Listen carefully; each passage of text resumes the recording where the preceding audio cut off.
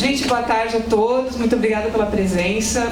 Em nome da Associação de Críticos do Rio Grande do Sul e da Associação Brasileira de Críticos, eu queria dar as boas-vindas e dizer que é uma alegria muito grande para nós hoje termos esse debate com a presença do Goya, do Enéas e do Hélio, que são três figuras assim queridíssimas, são nossos amigos, nossos mestres, nossos conselheiros, enfim, a gente acho que muito do nosso trabalho, da nossa atuação como críticos, como jornalistas de cinema, se devem a eles, né? De muita coisa que a gente leu, que a gente aprendeu com eles. Então hoje, assim, é um momento que a gente já queria ter feito ano passado, ano retrasado, e esse ano finalmente a gente conseguiu conciliar a agenda dos três e eles estão aqui com a gente. E eu acho que também é importante porque eles sempre fizeram parte do Festival de Gramado, eles ajudaram a construir o Festival de Gramado. Então, para nós, assim, nada mais justo do que tê-los aqui para essa conversa. E acho que vai ser uma conversa muito bacana porque eles têm muita história para contar e eles são, assim, né, referências para a gente aqui no Rio Grande do Sul e para o Brasil inteiro também. O Hélio ainda brincou quando eu falei para ele que o nome da mesa seria 50 anos de crítica, e ele me disse assim, não, acho que o nome tem que ser Os Sobreviventes, ou 150 anos de críticas, mas enfim, né, a gente vai conversar agora. Então eu vou passar para a Ivonete, que, enfim, fez uma pesquisa profunda sobre a vida dos três, sobre a trajetória profissional, e ela vai mediar, então, e vão aproveitar ao máximo essa tarde. Obrigada. Fazer também uma lembrança aqui que a Rosário, Maria do Rosário Caetano, sempre nos pilhou para fazer esse encontro. Então, agradecimento à curadoria, né, da Rosário. E lembrando também que, provavelmente, se eles não tivessem morrido tão precocemente, a gente teria hoje aqui nessa mesa também, na plateia, certamente, outros críticos. Principalmente o Luiz César Cosati, que morreu com 57 anos, muito jovem, e que também fez a história desse festival, né? Trabalhando principalmente com o Goya e com o Hélio, na comissão de organização e na curadoria. Mas lembrando também Jefferson Barros, o crítico gaúcho, que não frequentava muito Gramado, mas era uma pessoa que muito influenciou, né, muitos críticos. José Onofre, que saiu do Rio Grande do Sul e tal, mas que é um crítico gaúcho. E o Túlio Becker, né, esse também que vinha muito a Gramado e que veio algumas vezes, inclusive, como diretor de cinema, porque o Túlio também dirigiu. Bom, antes de entrar nos temas que a gente gostaria de tocar hoje aqui, vou só fazer uma apresentação rápida aqui dos três, nosso trio, que é o seguinte, vou começar então a ordem alfabética, o Enéas de Souza. O Enéas tem formação em 3 áreas, né? Economia, filosofia e psicanálise. Nasceu no Rio de Janeiro, para quem não sabe, não. O Enéas é carioca, né, mas já desde os anos 50 adotou o Rio Grande do Sul, né? Exerceu alguns cargos públicos, como o de presidente do Banco Regional de Desenvolvimento, BRDE, e cargos de confiança em pelo menos 2 governos, que é do Pedro Simon e do Tarso Genro, ou seja, o PMDB e PT, e transita ali, né?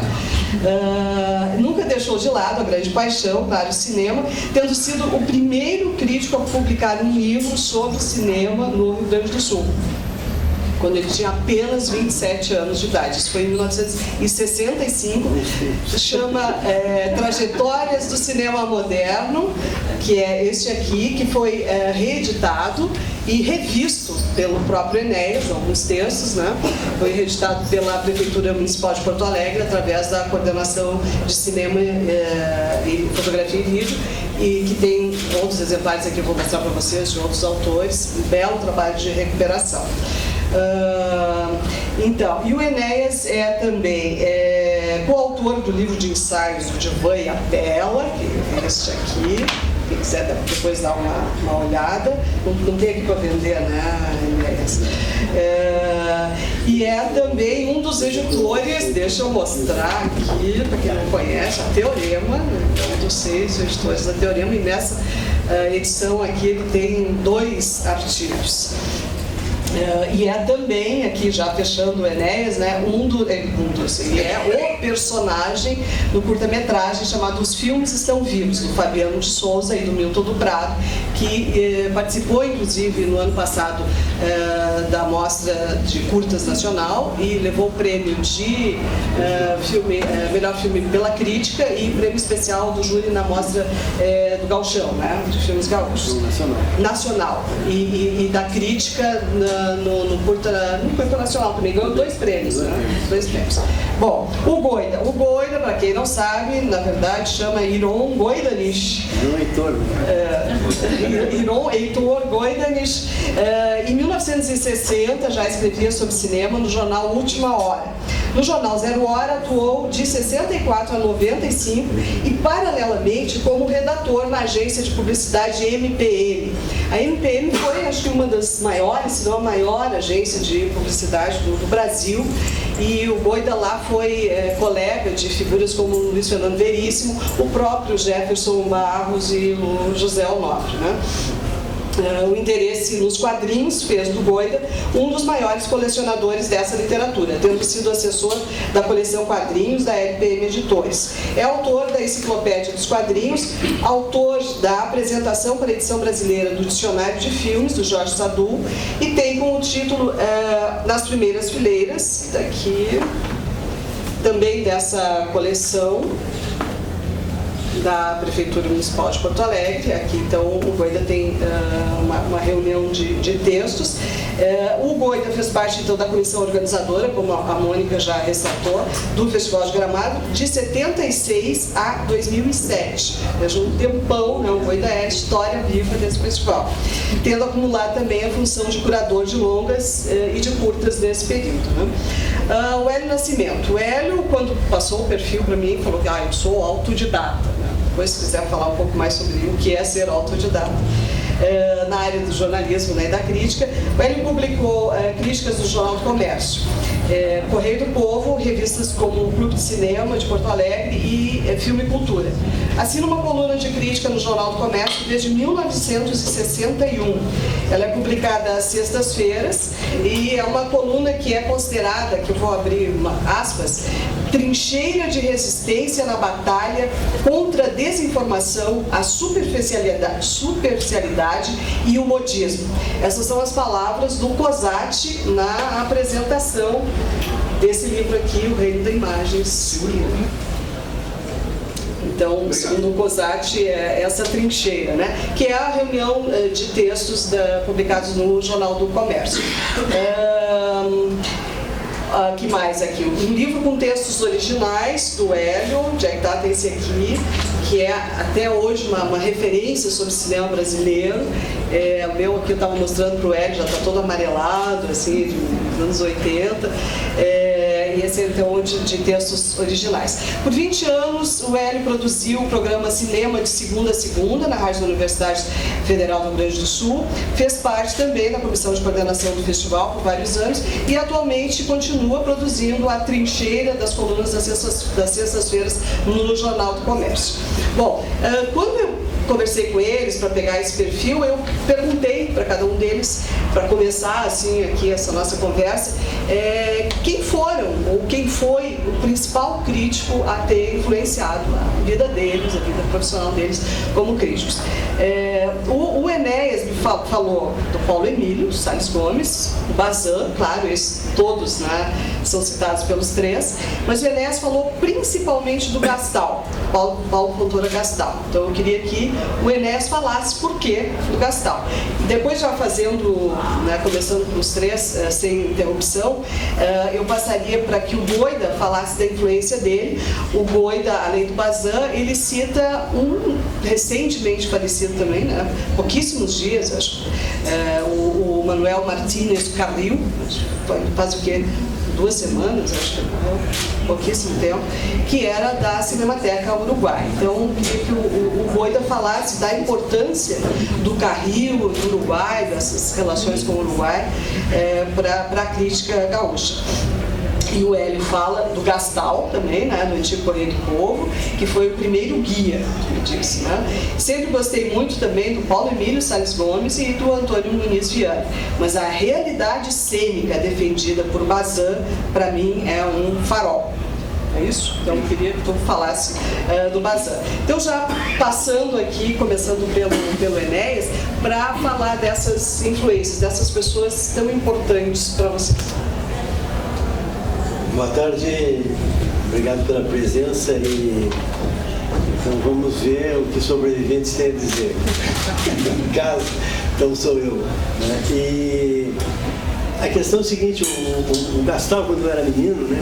O Gastal era uma figura que escrevia no Correio do Povo, um jornal que hoje é transformado, na época era um jornal importante do estado do Rio Grande do Sul, em Porto Alegre, né? E o Gastal escrevia sempre cinema, assim, e a gente tinha uma volúpia de ver cinema, né? Eu via cinema desde pequeno. O primeiro filme que eu vi, me lembro, é um filme do Disney, né? E depois eu assisti também. Eu adorava chanchadas brasileiras, uma coisa assim, vamos dizer, nacional mesmo, né? E também gostava muito do cinema americano, né? E o Gastal, embora não tivesse as mesmas preferências que eu, né? Ele, quando fazia as críticas, ele fazia umas críticas, eu diria assim, o Gastal tinha uma espécie de análise ideológica e técnica, né?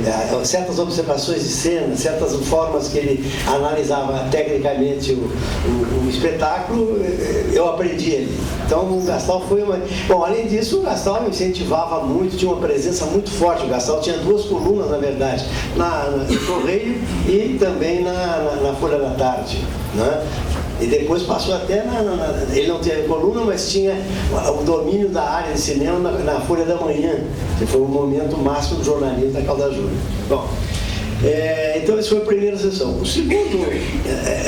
A segunda pessoa que foi importante, quer dizer, eu lia como ele, como nós todos aqui, vimos o pessoal do Rio e São Paulo, né? Muniz Viana, o próprio Biafora, enfim, a gente lia tudo. Mas o cara que me mostrava assim uma certa direção, uma certa capacidade de reflexão, obviamente que era o Paulo Emílio. Depois, quando eu morei em São Paulo, né, eu conheci pessoalmente o Paulo Emílio e teve momentos assim muito interessantes dessa relação, né? E ele, naquele momento, ele era apaixonado pelo cinema brasileiro. E ele me disse assim, não, para mim agora só o que me interessa é o cinema brasileiro, né? Isso é 63, então faz longo tempo. E aqui foi uma coisa que me marcou, né? Porque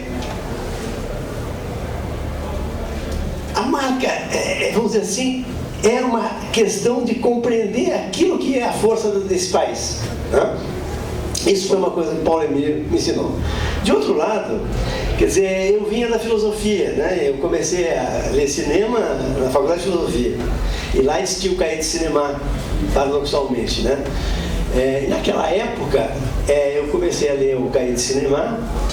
E o cara que me tocou muito foi o Bazin, porque ele tinha uma vinculação com a filosofia francesa, com Sartre, com o especialismo, etc. E aquilo me tocava muito e eu comecei a entrar nessa jogada do Bazin. Mas eu acho que o Bazin trouxe também o que eu chamaria a configuração Bazin, né? Que é a configuração dos caras do cahier de cinema. Quer dizer, eu me lembro assim de críticas absolutamente maravilhosas do Godard, do Romer, do Truffaut, né? Do Rivette, do Jacques Tonon Valcroso, Pierre Castro, 500 daqueles caras, tudo era uma coisa, e era fascinante porque naquela época a distribuição no Brasil era muito ruim, mas naquele momento histórico que nós estávamos vivendo, a diferença de um filme que passava nos Estados Unidos, na Europa, era de 6 meses.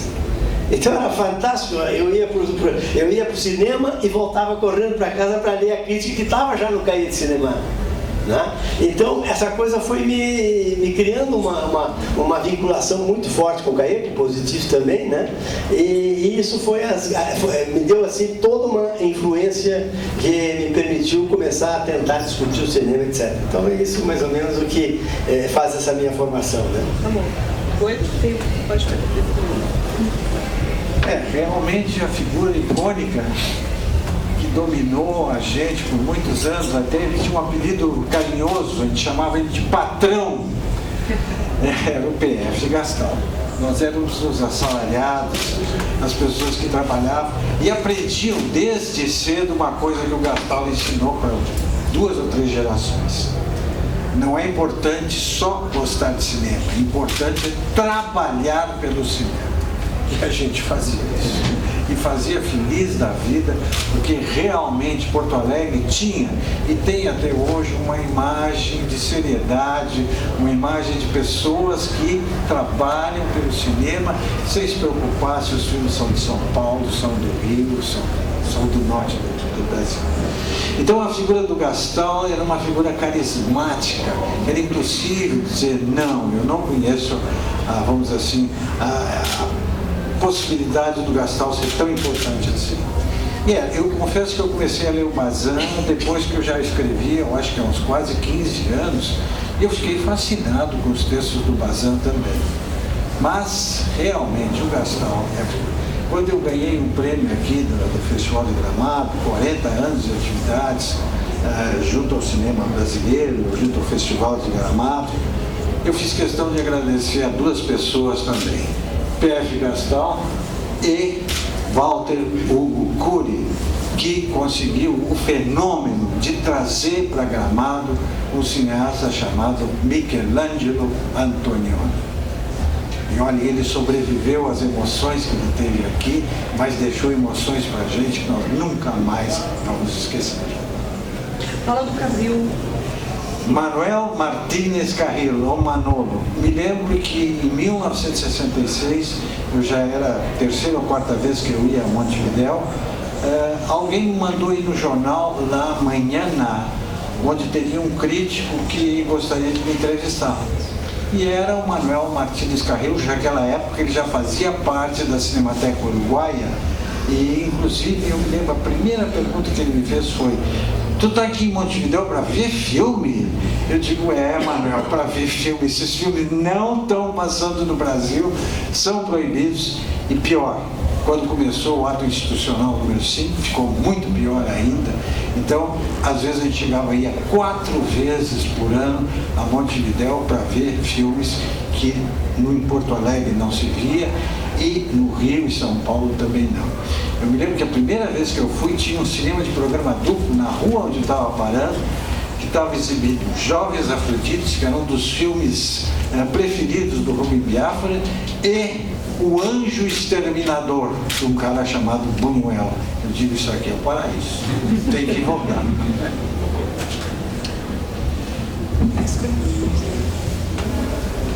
Fala das tuas experiências. Eu acho que falar do Gastal, antes de mais nada, é falar do Clube de Cinema de Porto Alegre. Porque o Gastal foi o fundador, o idealizador, o fundador e a pessoa que manteve o Clube de Cinema de Porto Alegre durante toda a sua vida. Agora, eu não gosto muito de idealizar o passado. Eu não vejo o passado... O passado é bom para todo mundo porque o passado está completo, terminou. Os problemas passaram e tal. Agora, por outro lado, é muito importante que haja um conflito. Se não houver um conflito, não tem um novo, não adianta. Então, o nosso conflito, eu acho que da nossa geração, foi um conflito com a geração do Gastal. Isso não tem nada a ver com a grande amizade, o respeito e o interesse que a gente teve pelo trabalho do Gastal. O Clube de Cinema de Porto Alegre foi fundado em 1948 pelo que eu chamo de uma elite qualificada. Essa elite qualificada se interessava muito pelas chamadas belas artes. Eram pessoas muito ligadas ao teatro, muito ligadas à pintura, à arquitetura, à música. E se for olhar da ata de fundação do Clube de Cinema de Porto Alegre, lá estão todas essas pessoas. E de modo que foi um ato de coragem do Gastal trazer uma arte que ainda não era, que é hoje, tratada com respeito, vivendo de incentivos, com muito espaço na imprensa e tudo isso. Não era bem isso. O cinema naquela época era uma coisa de meninos irreverentes, de meninos que não conheciam, que não tinham pela literatura o interesse que deveriam ter, pela pintura o interesse que deveriam ter, e por aí vocês podem concluir o resto. Então Então foi difícil. Não foi fácil para uma geração provar a importância de um João Ford, por exemplo. Era complicado isso. Era difícil para uma geração mostrar que um filme musical como Tudo Azul, do Moacir Fenelon, era um musical, trazia muita coisa nova, muita coisa importante, que na época não foi muito percebido. E daí vem pelo menos aqui se relaciona com Porto Alegre, o meu interesse pelo Antônio Moniziano, que era um crítico conservador, um grande reacionário, como uma vez o Merton chamou, mas que a gente, por exemplo, via um filme como Sinfonia de Paris, do Vicente Minero, ou Cantando na Chuva, para citar um filme mais elogiado, que todo mundo gosta. E olhava o que escreviam, a manifestação dessa geração anterior, e ficava assim, puxa vida, era tudo... Ninguém aqui pensa que o Hitchcock era o gênio que é hoje. Ninguém aqui pensa que o Stanley Donen, que nessa história do cinema que saiu agora do Mark Cousin, ou Cousin, não sei qual é a pronúncia, é citado no início de cada DVD, aparece o Stanley Donen, esse homem realizou Cantando na Chuva. Cantando na Chuva na época não era nada disso. Não pense que esses clássicos do cinema, que o Hitchcock era reconhecido, hoje é o autor do maior filme de todos os tempos, segundo a maioria de críticos entrevistados pela Sight & Sound, incluindo alguns diretores brasileiros. Não pense que era isso, era um pouco complicado, mas aí que foi bom, porque tem que haver esse conflito. Se não tem esse conflito, não surge um novo. Por isso a importância do PF Gastal e a importância do Clube de Cinema para a minha geração. Foi o rei que a gente tinha que entrar em conflito. Foi o rei a ser destronado. Enfim, era isso. Isso para mim é o fundamental. Quanto ao Paulo Emílio, a Maria do Rosário publicou aí um livro sobre o Paulo Emílio e pediu que fizesse um texto. Eu fui tentado a fazer algumas coisas sobre a pessoa, sobre a figura do Paulo Emílio, algumas coisas muito engraçadas. Ele era um sujeito fascinante. Acho que pouca gente sabe que o Paulo Emílio sabia decorar o papel do Rigoletto na ópera do Verdi. Inclusive a Moniziano, que os dois, aquela história do Rio e São Paulo, a Moniziano, quando queria criticar o Paulo Emílio, não chamava o Paulo Emílio de crítico de cinema, chamava de um barítono Paulo Emílio. Gostava muito de música e tal. Mas enquanto o Moniziano, no Rio de Janeiro, ele tinha esse fascínio pelo espetáculo, pelo João Ford e tal,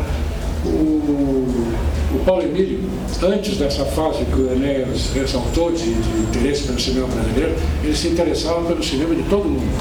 Cinema japonês, cinema americano, cinema europeu, enfim, se interessava por isso.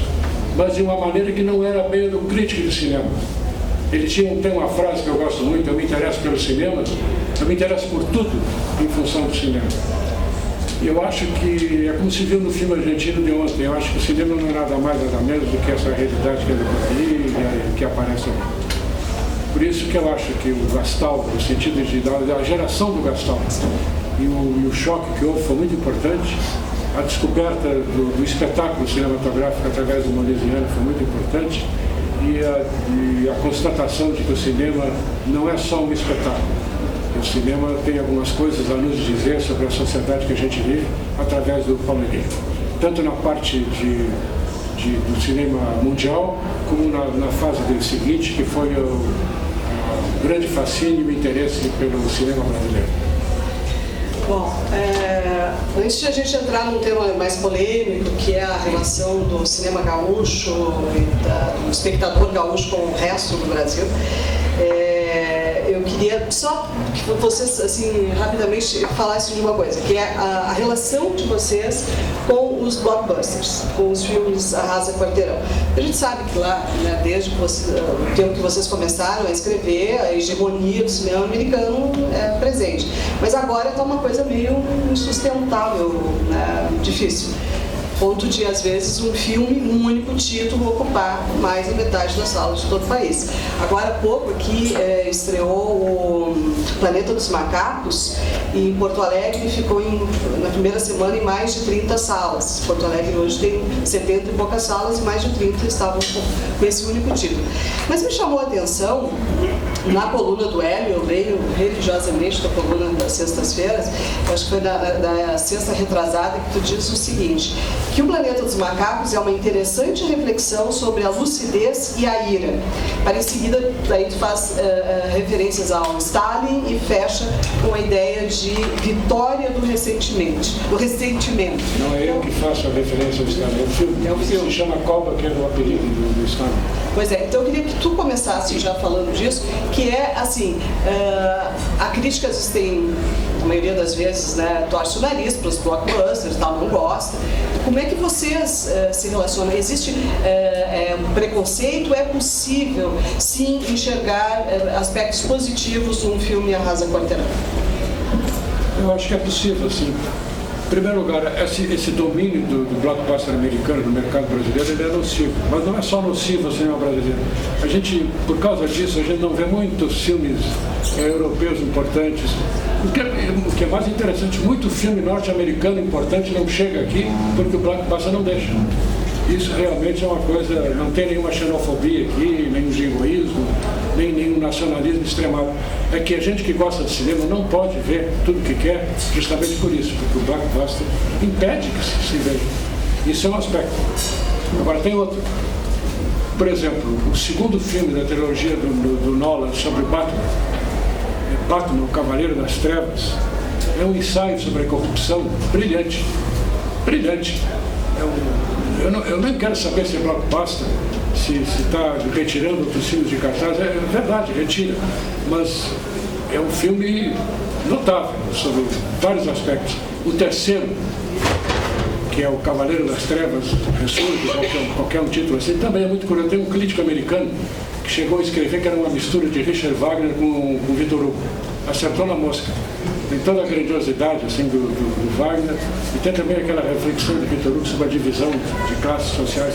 Tem uma sequência final que lembra o Fritz Lang do Boêmio, o Vampiro de Düsseldorf.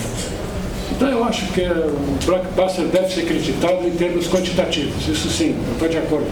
Mas não quer dizer isso que nenhum filme de grande bilheteria, que o valor de um filme seja inversamente proporcional ao sucesso de bilheteria.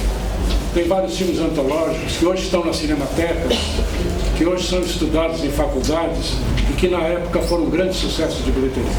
É só olhar aí na história do cinema e vocês vão ver isso. Então, devagar com o andor. Agora, que é realmente lamentável que mais da metade das salas de exibição brasileira sejam ocupadas por um filme, isso não tem a menor dúvida. E depois tem outros, esses blockbusters americanos, a grande maioria, desculpem a expressão, não vale nada.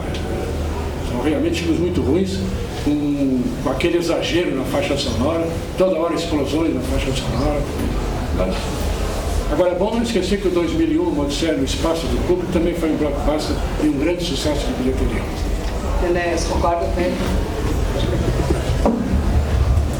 Bom, num tema como esse, né, é uma coisa que me leva para outras realidades das minhas atividades, né? Quer dizer, eu enxergo muito esse blockbuster, né? Não só do ponto de vista econômico, mas do ponto de vista geopolítico, né? Ou seja, faz parte do triunfo, ou pelo menos da tentativa de manutenção da superioridade americana, a partir de um convencimento cultural que esses filmes promovem. Independente de que alguns filmes, como ele colocou, possam ser filmes de importância artística, né? O filme do Nolan é um exemplo desse tipo, né? Então, é fundamental que a gente possa perceber que essa quantidade de filme que aparece aqui é exatamente o exercício do triunfo americano no campo econômico, no campo geopolítico. Cabe a nós reagirmos a isso, se for possível. E essas tentativas já ocorreram em outros momentos e nós não conseguimos transformar muito essa situação, né? Bom, então esse é o primeiro ponto que eu queria caracterizar. O segundo ponto nós na época dos anos 60, nós defendíamos o cinema espetáculo, né? E defendíamos o cinema espetáculo, mas o cinema espetáculo crítico. A gente já falava até, por exemplo, da estética da violência, né? Não a violência pela violência, mas a violência como um elemento crítico, um elemento distanciador, um elemento brechiano, né? Então aquilo ali era uma coisa importante, ou seja, o que esse cinema mostrava nos seus aspectos de direção, mise-en-scène, como a gente dizia na época, né? Meio francesado, né? E ao mesmo tempo, o que ele significava para a compreensão do mundo contemporâneo, né? Eu acho que nesse ponto, uma vez eu disse para uma amiga minha que hoje ocupa um grande cargo federal, ela perguntou, mas por que vocês estavam nessa circunstância? Por que vocês pensavam assim? Porque eu acho que nós, no Rio Grande do Sul, né, fomos a primeira geração mundializada. Porque nós tínhamos um cinema que permitia essa compreensão toda. Então, esse cinema espetáculo era um cinema importante, mas o que nós defendíamos não era um espetáculo pelo espetáculo. Não business like show business, não era essa. Era a questão de que o espetáculo podia chegar ao maior número de pessoas e podia, portanto, criticamente, causar reflexões e pensamentos, etc. Então, aquilo que o Godard disse admiravelmente bem, né, que é o seguinte: o cinema é uma arte que pensa e que faz pensar. E nós queríamos que não só o cinema mostrasse esse pensamento, mas também que fizesse pensar. Então, nesse sentido, qualquer filme é muito importante, né? Desde que faça essa provocação. Bom, no desenvolvimento histórico do cinema, né, o cinema evoluiu para vários aspectos, né? Quer dizer, o cinema independente, o cinema experimental, que na época se via muito pouco, talvez o McLaren, né? E depois, vamos dizer assim, outro dia nós falamos aqui, né, o Humberto estava junto ali, a questão da transição do cinema com o videogame. Então, tem toda uma modificação histórica. Eu acho que tem que ser pensado tudo isso aí, né? Quer dizer, como é que isso vai significar não apenas uma mercadoria, mas alguma coisa que permita a sociedade refletir. Porque eu acho que a grande questão do hoje é exatamente a questão da cultura. A cultura é um elemento decisivo para a humanidade conseguir enfrentar todos esses diversos aspectos que nós estamos enfrentando, em qualquer nível de situação, seja político, econômico, social, antropológico, o que vocês imaginar, é subjetivo. Então, nesse sentido, eu acho que a cultura é um elemento decisivo. E por que a cultura é decisiva? Nós temos que defender todas as formas de pensamento crítico. E esse pensamento crítico vem, e essa sempre foi uma posição que eu tive, né? Cinema é pensar. Desculpe fazer uma pequena digressão aqui, isso é uma revolta minha aos meus estudos de filosofia. A filosofia era aqueles tratados enormes, cheios de causa e efeito e enormes articulações de argumentos, etc., e não dizia nada para as pessoas. E o cinema começou a dizer as coisas para as pessoas. Então, nesse sentido, para mim, o cinema era pensar.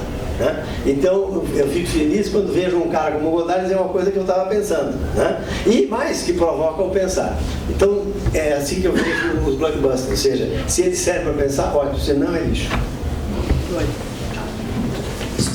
Bom, quando falo em blockbuster, eu me lembro de uma pessoa, de uma rádio, de uma televisão, que me entrevistou depois do Avatar. E ele disse: Goi, o que você acha dessa revolução cinematográfica que esse filme está trazendo? Meu irmão, meu camarada, revolução cinematográfica se fez há mais de 20 anos com um filme de Kubrick chamado 2001, Uma Odisseia no Espaço. Eu tive a oportunidade de rever o 2001, Odisseia no Espaço, na Casa de Cultura Mário Quintana, na Sala Paula Morim. E eu me lembro que a sessão devia ter umas 30 pessoas, o silêncio chegava a ser perturbador, porque as pessoas estavam pensando junto com o Kubrick e o filme. É uma coisa impressionante. Outra coisa, há mais de 10 anos, há mais de 15 anos, o Stanley, o cineasta do ET, Spielberg, disse numa festa do Oscar: o cinema está precisando de menos efeitos especiais e de mais efeitos humanos. Isso é uma verdade muito grande. Por mais que o filme de efeitos seja mirabolante, faça as pessoas vibrarem, o que precisa é a ideia. O Hélio lembrou muito bem um filme do Batman chamado Cavaleiro das Trevas, o 2, e era realmente uma das melhores. Era uma época que estava o auge do mensalão, e a gente tinha a impressão que no filme do Batman, filme feito nos Estados Unidos, se discutia esse assunto. Havia uma sequência, inclusive, que tinha pessoas presas, contraventores políticos, etc., e tinha uns 40 advogados trabalhando por essas pessoas. Eu me lembro que isso foi marcante dentro do filme. Agora, eu fico triste, às vezes, quando entra 2 ou 3 filmes desses e você sobra nada mais. Ainda bem que Porto Alegre, eu sempre defendo isso, nós temos a melhor programação de cinema alternativo no Brasil. Casa de Cultura Mário Quintana, com a Cinemateca Paulo Amorim, 3 casas. O Santander, com 1 cinema grande e 2 cinemas alternativos. Os Cine Bancários, que é talvez o melhor cinema alternativo que existe no Brasil. E também a Sala PF Gastal, que completou 15 anos agora. É isso, Marcos? Completou 15 anos, sempre procurando uma programação diferenciativa. Então, vivam os blockbusters, porque mantêm os exibidores com boa grana, mas vivam os filmes de pensar. Bem, antes de dar continuidade, me pediram para ler isso aqui. A realização do Festival de Gramado vem pela Lei Federal de Incentivo à Cultura, tem patrocínio Master da Petrobras, patrocínio também da Oi e Stella Artois, com patrocínio do BNDES e Banrisul, financiamento para a Cultura RS, Governo do Estado do Rio Grande do Sul. Bom, entrando então naquele assunto que eu disse que é polêmico, que é a relação do Rio Grande do Sul com o resto do país, né? E aí já está colocada uma questão polêmica, né? Mas, assim, o Rio Grande do Sul é visto, isso sai em jornal, como sendo um cemitério do cinema nacional. Há pouco tempo, quando, inclusive, o Xingu foi lançado, o Fernando Meirelles foi entrevistado pela Zero Hora e tal, e lembrou isso, dizendo que os distribuidores dizem isso para ele. E, de vez em quando, ainda saem coisas piores, do tipo Somos Racistas, né? Filme com negro no Rio Grande do Sul não consegue bilheteria. A Rosário, aí eu já provoco a Rosário para depois falar sobre isso, porque o Manaquito fica vira e mexe tocando nesse assunto, somos ou não racistas. Então eu queria que vocês falassem dessa relação do espectador gaúcho e da crítica gaúcha, como a crítica desde os anos 60, que vocês vêm acompanhando, como a crítica vê o cinema que é feito no resto do país. Quem é que vai começar? A questão do túmulo do cinema brasileiro, tem alguma coisa de verdade nisso. Eu vi um filme nacional recentemente, eu fiquei muito impressionado. Eu acho que está desligado dele. Não, tá ligado. Tá ligado? Aumenta, por favor. De frente. Aproxima. Assim? Não, assim, mas vai aqui, ó. Assim. Isso. Pertinho, tá bom. Eu vi recentemente um filme nacional que me impressionou muito. O Lobo Atrás da Porta, do Fernando Coimbra. Achei um filme excepcional. Realmente foi uma das grandes surpresas de espectador que eu tive recentemente. E andei olhando, eu acho que foi no Almanaquito da Rosário, que o filme está lá embaixo em matéria de espectadores, mas não é só no Rio Grande do Sul, em toda parte. Então, essa coisa de ser o túmulo do cinema nacional, eu acho que, olha, e com relação à crítica também, isso não é muito verdadeiro, não. Roberto Farias sempre foi muito elogiado aqui, muitíssimo elogiado. O Carlos Diegues sempre foi muito elogiado muito, inclusive eu abro meu livro quase chamando Chuvas de Verão do maior filme brasileiro de todos os tempos, o que talvez seja. Então, a questão do racismo eu não saberia responder, não sei. Realmente isso teria que fazer uma pesquisa e não teria que entrevistar muita gente, saber por quê. Se isso for verdade, é uma coisa repugnante, que isso fique bem claro. Agora, o que houve, sim, eu acho que aí está a origem de tudo, é que na época do cinema novo, quando explodiu o Glauber Rocha, a receptividade crítica, que a Deus e o Diabo na Terra do Sol, não foi a mesma daquela que que acolheu o filme no Rio de Janeiro e São Paulo. Isso é verdade. É só olhar as críticas na época e vai se ver que... Falando no meu caso, falando de mim, eu sempre vi o cinema como expressão de uma coisa real. Eu sempre achei que a alegoria, o símbolo, tinha que ser tirado do real, não imposto à realidade. Porque há dois tipos de cineasta, né? O cineasta que vê a realidade e faz a orquestração dessa realidade para dizer alguma coisa, e aquele que vê a realidade e deforma essa realidade para tentar dizer alguma coisa. Penso eu que o Glauber Rocha pertence ao segundo grupo. Eu acho que nisso aí reside um pouco, porque eu não fui o único a não se entusiasmar com o filme, com o cinema do Glauber. Justamente por isso. Agora, abrindo um pouquinho de polêmica, fazendo uma certa provocação, sinceramente, estou sendo muito sincero, eu ando com saudades do Glauber Rocha. Tenho saudades do Deus do Diabo na Terra do Sol, tenho saudades do Dragão da Maldade contra o Santo Guerreiro, tenho saudades de certas coisas que o Glauber Rocha dizia, como, por exemplo, ao vivo e a cores numa televisão, que eu não sou contra a presença do cinema americano no mercado brasileiro. Pelo contrário, sou a favor, porque ele exerce um papel fundamental, um papel dialético fundamental. Isso é uma frase do Glauber Rocha. Eu tenho saudades do Glauber Rocha, quando ele, numa entrevista, quando perguntaram para ele, me diga uma coisa, me define em poucas palavras essas pessoas, Euclides da Cunha, Machado de Assis, Portinari, e o último que eles perguntaram foi o Villa-Lobos, e ele respondeu, esse é o Brasil. Eu tenho um pouco de saudades do Glauber Rocha quando eu vejo filmes brasileiros com uma música totalmente inadequada, que não diz nada, que não acrescenta nada, que não comenta nada, com algumas exceções, é claro.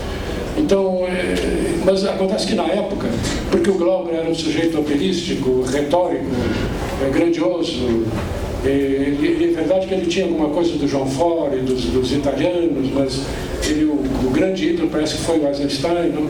Então isso aí chocou um pouco. Mas o tempo, de repente, o tempo começou a colocar as coisas no seu devido lugar, e é como disse, eu tenho saudades do Glauber Rocha, o que tem se visto aqui. Então, essa questão de túmulo é um pouco relativa. Eu acho que, até sendo muito, alguns filmes até merecem serem logo esquecidos, porque realmente não vão longe. E é um certo favorecimento, acho eu exagerado. E aí dá uma coisa engraçada. Porque se a gente vê os jornais do Rio de São Paulo, de outros locais, são páginas e páginas e páginas sobre blockbusters americanos. E ao mesmo tempo também páginas e páginas e páginas sobre filmes brasileiros. Então, não acho, sinceramente, que haja... Isso também acontece aqui no Rio Grande do Sul. Então não acho que seja um túmulo aqui, eu acho que o túmulo não é aqui. Eu acho que o cinema brasileiro é uma coisa que tem que ser melhor discutida. Eu vi uma transmissão, eu nunca me esqueço de uma transmissão do Oscar, em que, para encerrar essa questão, uma transmissão do Oscar em que foi um cineasta brasileiro, não me lembro bem, parece que o Orlando Senna, resolveu fazer umas brincadeiras durante a transmissão. Deixou os apresentadores da Globo meio sem jeito e tal, mas fez. Ele levantou a seguinte questão: por que será que nós não transmitimos para eles verem nossa premiação do melhor filme brasileiro? Se for Jabor. É interessante isso. O Jabor estava presente. O Jabor estava presente e acrescentou o seguinte: é que o problema no cinema americano é que o americano, quando ele vai ao cinema, ele se enxerga lá. Ele se vê lá. E eu acho que a grande pergunta que se faz é o seguinte: será que o brasileiro, quando vai ao cinema, ele se enxerga lá, ele se vê lá? Essa é a questão. Bom, é um momento histórico esse, né? O Hélio fez aqui uma revisão do cinema novo. Revisão essa que o Enéas fez já no livro, quando o livro Trajetórias foi reeditado, né, Enéas? Então eu queria que tu tocasse nessa questão, como tu hoje vê o Glauber, mas não fugisse dessa outra questão do cinema brasileiro. Não, pode pegar. Bom, realmente eu acho que existe um equívoco em relação pelo menos a crítica do Rio Grande do Sul, a crítica do Rio Grande do Sul sempre debateu o cinema brasileiro, independente se achava bom ou ruim, embora nós tivéssemos uma posição.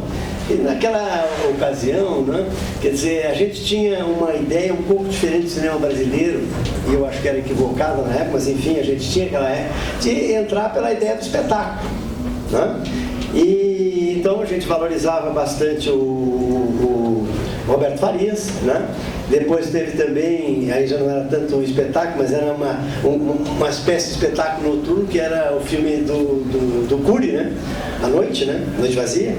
Bom, então a gente tinha uma posição em relação a isso. E, ao mesmo tempo, nós tínhamos uma posição, por exemplo, Joaquim Pedro Andrade, né?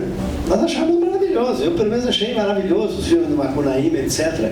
Então, mas por que o Glauber, né? O Glauber tinha uma questão seguinte, havia uma polêmica subterrânea entre nós e o Glauber. Eu digo subterrânea porque, por exemplo, no meu caso, eu tinha um amigo, o Flávio Moreira da Costa, né, que o Flávio se dava lá com o Glauber. Então o Glauber mandava recado para cá e eu mandava recado para lá, né, dizendo tal coisa, etc. Bom, e eu acho que eu pessoalmente, não entendíamos o que o Glauber estava fazendo.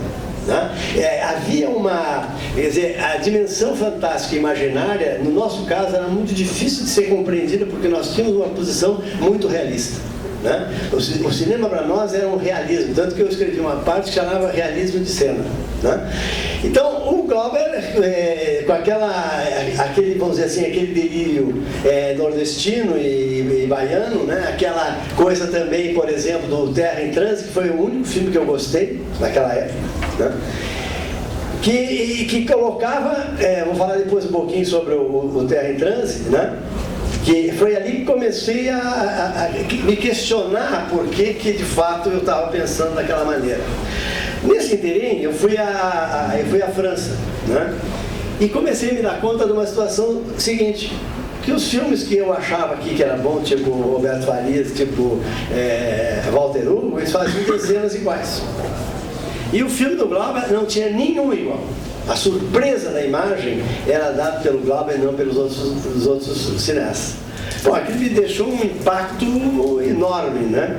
Bom, e no caso do Terra em Trânsito, na minha opinião, é o melhor filme sobre a nossa geração.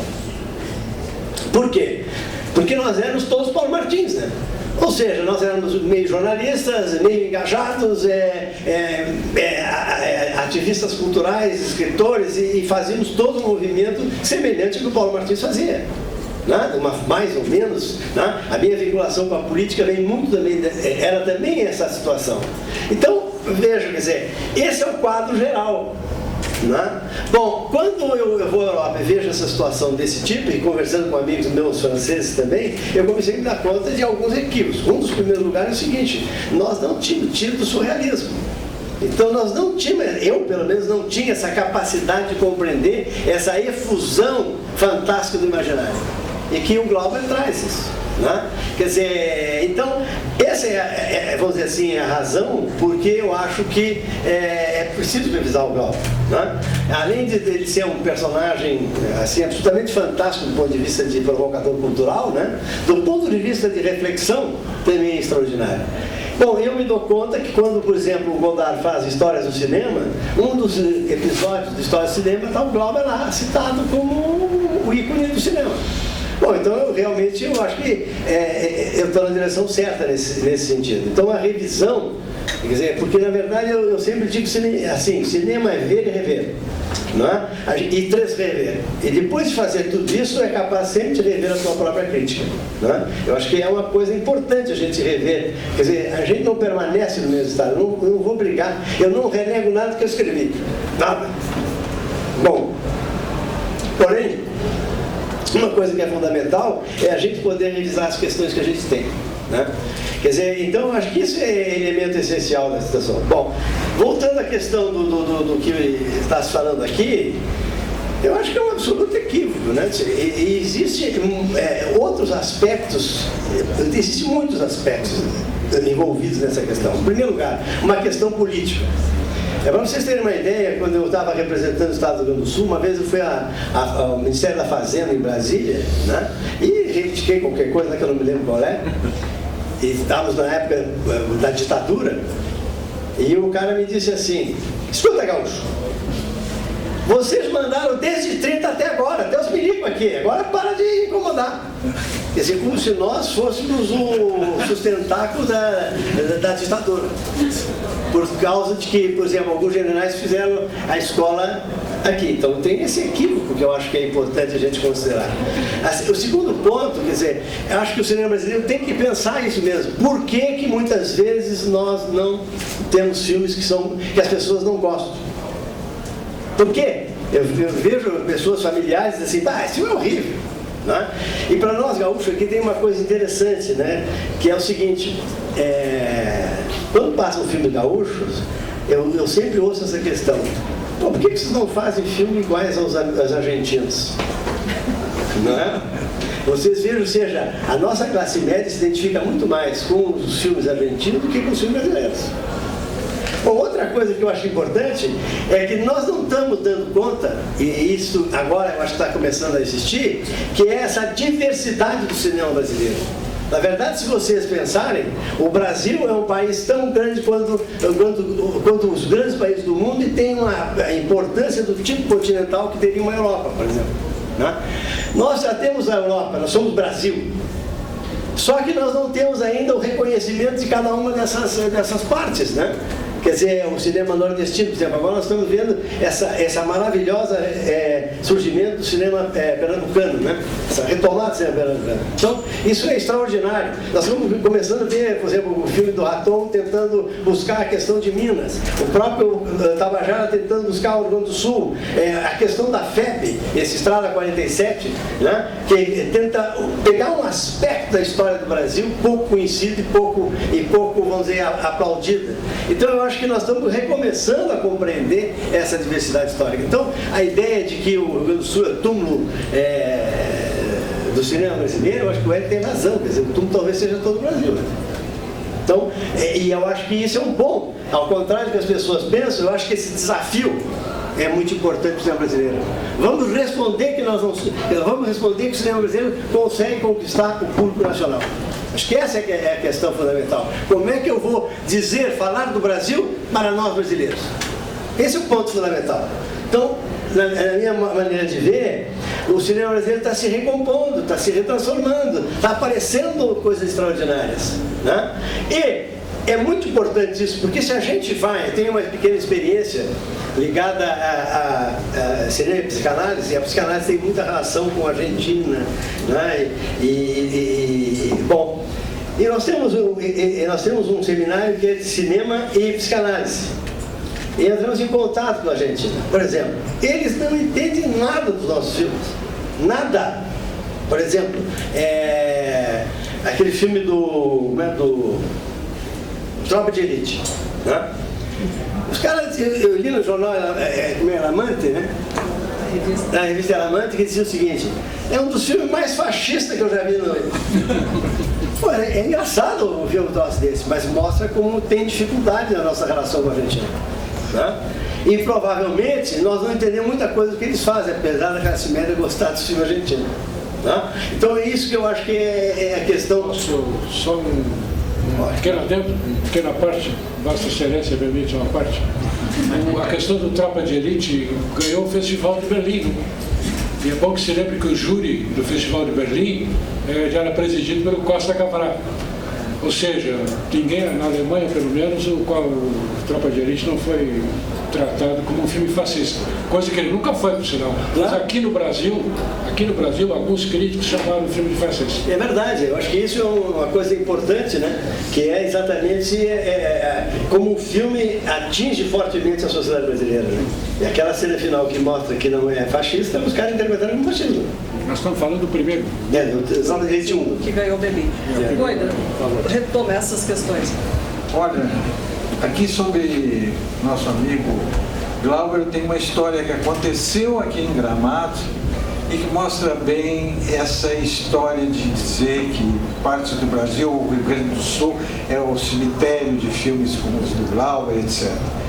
Nós passamos aqui em Gramado não sei de onde é que o Gastal vai conseguir, uma cópia de História do Brasil, História com Y e Brasil com Z. E eu me lembro que foi numa sessão da tarde, tipo assim, 2h30, 3 horas da tarde, e a gente passou o tempo todo convidando as pessoas, olha, vamos ver, tem um filme inédito do Glauber, embora fosse co-dirigido com outro, não me lembro o nome do diretor. Bom, e chegou na hora da exibição, tinha, eu acho que umas 25 pessoas no cinema, entre eles alguns acusadores do Glauber, como o seu Goida, como o seu René, como o meu Grimaldi e assim por diante. Os jornalistas, apoiadores e apaixonados pela glória de Glauber ficaram todos tomando seus chopinhos, ficaram todos ausentes da sala onde estava se passando. Eu acho que foi uma das poucas sessões que teve no Brasil, mas só os anti-Glaubers que estavam lá vendo o filme. Que ano foi isso? Ah, não me lembro. Esse filme História do Brasil é muito interessante, é uma das melhores coisas do Glauber.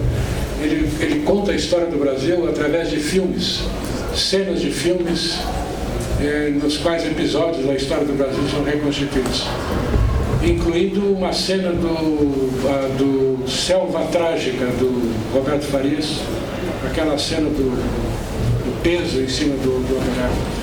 É um filme muito bonito, muito interessante, mas o Goida está sendo ele foi um pouco otimista agora, eu acho que não tinham 20 pessoas. Eu me lembro que era ele e mais algumas. Os três admiradores do Glauber não compareceram. Por isso que o filme era inédito, não tinha passado em Gramado.